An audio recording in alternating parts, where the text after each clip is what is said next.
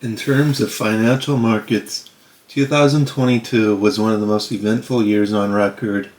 A number of factors contributed to this, including, but not limited to, a multi-decade high inflation rates, tight Federal Reserve monetary policy, rising interest rates, rising mortgage rates, record high annual deficits, a national debt approaching 32 trillion, widespread shortages, supply chain problems, high fuel prices, and war. Various asset classes and sectors of the market were affected differently by these factors, among others. We saw that diversification still works in some ways, although it may not be as effective as it used to be. Furthermore, the traditional stock-to-bond ratio that many financial advisors advocate failed to provide the diversification and stability that you expect in a diverse portfolio. And the stalwart financial investments that we've become accustomed to were among the weakest performers. The performance of gold and silver in isolation and as compared to other asset classes to see how they held up is an interesting exercise. Even though we understand that one year does not constitute a trend and past performance does not guarantee future returns as the financial climate continues to shift. This may provide us with some insight into where the market is headed into 2023 and on. Gold returns. Despite a positive return of 0.44% in 2022, gold wasn't the best performer. In fact, it was one of the few asset classes to post positive returns, and it fared quite well compared to other investment options. As a result of the Russian-Ukraine conflict that erupted in February of 2022, gold had one of its more volatile years. Gold prices soared to $2,000.75 in March 2022 as a result. When it became clear that we wouldn't join the conflict, at least not directly, gold's price retraced, reducing the likelihood of nuclear war and World War III. Now, I think eventually China will perhaps invade Taiwan, and I think that will lead to America taking some action. So I'm not saying that World War III is out of the case. I would just keep a close eye on China and see what actions they take. An impressive return for gold during 2022 was achieved despite multiple headwinds. A tighter or more restrictive monetary policy by the Federal Reserve was the primary headwind facing gold. As a result of the Federal Reserve selling bonds and increasing interest rates, the dollar strengthened on the foreign exchange market. The price of gold has historically been negatively correlated with the strength of the dollar, so it's encouraging to see it perform relatively well in these conditions. Now, the purposes of this video is to not discuss 2023 returns, but it is important to note that at the time of this video, gold was one of the strongest performing asset classes in 2023 so far. As we continue to see a weakening economy and the Federal Reserve taking a more accommodative monetary policy, gold may benefit from tailwinds. Silver returns. It is impossible to discuss gold without mentioning silver, as these are the two most popular investment metals. The price of silver had a surprising return of 3.5% in 2022, finishing the year in positive territory. What would make a stronger performance in silver surprising? Compared to gold, silver is more volatile and had large price swings. In a tight monetary policy environment and a strong dollar, silver returns should be weak. While it never experienced the same type of spike as gold did following the Russians' invasion of Ukraine, it did see a bit of volatility throughout the year, with a high of $26.90 and a low of $17.83, ultimately closing the year at $23.96. Silver is also off to a good start in 2023, which bodes well as the economy is weaker and the Fed becomes less hawkish. In addition, silver tends to benefit from a slingshot effect. If we're entering a precious metals bull market or already in the early stages of one, then we should see silver perform especially well in 2023 and beyond when gold prices increase. Now let's talk about the stock market. Now before we really jump in, I know, we all know what's happening with some of these tech stocks like Nvidia. It's absolutely skyrocketing. It's going to the moon with all this AI technology and ChatGPT. So if you're in that stock, hey, congrats to you. But I'm really curious to see how these tech stocks will perform in the second half as we continue to more than likely get bad data about the economy, and we'll see what happens in this second half of 2023.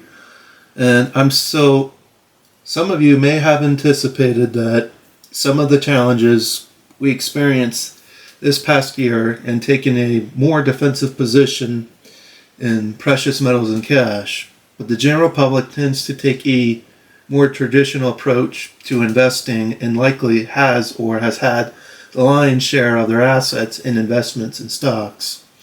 Sadly, 2022 was not a good year for these folks, as the S&P 500 fell nearly 20% on the cusp of bear market territory, and the Nasdaq 100 fell 33%, firmly in bear market territory. For those individuals that are not familiar with these indexes, the S&P 500 is a proxy for the market as a whole, while the Nasdaq is more tech-focused index. The stock market has been a slight resurgence so far in 2023, and as of today, as we just mentioned just moments ago, mostly due to a weaker than expected jobs report and a slight reduction in inflation. In the stock market, companies are reporting disappointing sales, lower profits, announcing mass layoffs, and experiencing supply chain issues and higher than anticipated production cost. The cryptocurrency market. In 2022, cryptocurrency had a particular difficult year. Bitcoin saw a negative return of 65%. But many smaller coins and tokens saw losses in the range of 80 to 95%. This was dubbed a crypto winter by experts. Several factors contributed to the decline, including a shift in the Fed's monetary policy, the collapse of popular coins, tokens, and exchanges, and most recently, the bankruptcy debacle involving Sam Bankman-Fried, which will likely take years to resolve. Cryptocurrency markets often experience wild volatility. Since January of 2012, there have been 16 corrections of 30% or more, the largest being 83.6% from December 2017 to December 2018. However, what makes this the most recent correction significant is the number of large exchanges that prevented investor withdrawals and eventually went bankrupt. This was the life of savings for some people. Market corrections also provide investors with opportunities. Coins and tokens bought at all-time lows will likely perform well in the future for those who purchase them. However, in my humble opinion, I believe that most cryptocurrencies will fail or simply go to zero. Exchanges, even the largest ones, are potentially risky, which is why wallets and ledgers seem to be on the rise. Be careful as you wade into this highly volatility market class. The fallout from FTX may not be complete. The bond market. It would be an understatement to say that 2022 was an off year for the bond market. As a matter of fact, it was the worst year in history by all accounts. Because there are so many different types, risk, and durations of bonds, it's difficult to pinpoint an overall bond market return. Rather than identifying specific sectors, we're going to report the returns of the Vanguard Total Bond Index Fund, which is a proxy for the bond market as a whole. There was an abysmal return of minus 13.7% for this fund, but it was much better than the returns of many higher risk bond classes. In comparison, the 10-year bond posted a negative return of 16%. The price and yield of bonds move inversely compared to other asset classes. Thus, when the prices increase, bond yields less, pay a lower interest rate, and when the prices decrease, bonds yield more, pay a higher interest rate. Since investors assume a certain level of risk, they should be compensated for it. If they deem bonds to be riskier investments, then they should be compensated for the risk by paying a higher interest rate. You can think of junk bonds as an example. These are typically the highest yielding bonds because they carry the highest level of risk. Next up is the real estate market. Real estate is such a broad market class that it's impossible to provide returns, but we wanted to share a few observations and trends we're seeing. As the Federal Reserve attempted to offset the devastating effects of the health crisis by lowering interest rates and selling bonds beginning in 2020, the real estate market was one of the greatest beneficiaries. With the Fed producing massive amounts of liquidity and record low mortgage rates, the real estate experienced a speculative boom. In many cases, prices doubled within a relatively short period of time. With the Fed tightening its monetary policy this past year, we're now seeing weakness in the real estate sector in general and the residential market in particularly due to lower liquidity and higher mortgage rates. As of November 2022, home sales had plunged 35% year over year. Home buyers are choosing a house based not on its value, but on their ability to make the monthly mortgage payments due to higher interest rates. Mortgage rates nearly tripling since the low will result in fewer buyers, which will put downward pressure on prices if monthly payments have increased 2 to 3 times. In my opinion, this is just the beginning of the real estate market's pop. As mortgage rates remain stubbornly high, new hires are being frozen by companies, and thousands of employees are being laid off by many tech firms. And in fact, we're now seeing layoffs within all sectors. I think it's safe that we can expect for 2023 to mark the beginning of a multi-year decline in real estate prices. Cash. We will conclude our discussion of asset classes with cash or equivalent investments.